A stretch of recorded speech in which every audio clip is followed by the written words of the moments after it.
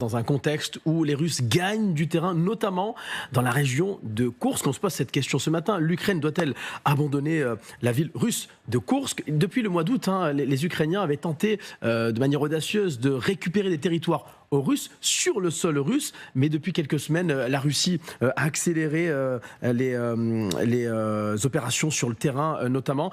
Thomas Misraki, on est toujours avec vous. Les Nord-Coréens ont rejoint les troupes russes également. Les Ukrainiens perdent du terrain en ce moment, notamment donc dans cette région de Koursk.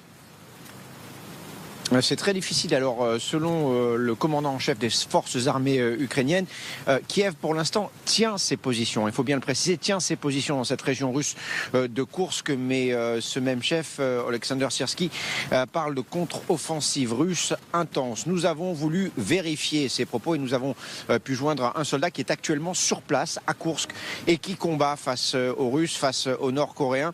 Et lui nous explique très simplement que les Ukrainiens ont dû reculer. Ils contrôlent toujours une poche de territoire d'environ 11 km de profondeur sur 13 km de large, ce qui veut dire très simplement que l'ensemble des forces ukrainiennes dans la région de Koursk sont à portée de l'artillerie russe, mais aussi et surtout à portée des drones russes qui causent beaucoup de dégâts. Vous savez que les Ukrainiens dans cette région, c'est de l'infanterie essentiellement, et qu'ils sont organisés par petits groupes. Alors il y a l'artillerie, il y a les drones, mais ce n'est pas le seul problème des Ukrainiens dans cette région de Koursk. Écoutez.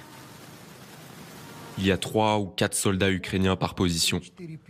En face, ils subissent les assauts de 40 à 50 Nord-Coréens. Et généralement, ça fonctionne par vagues de 2 ou 3.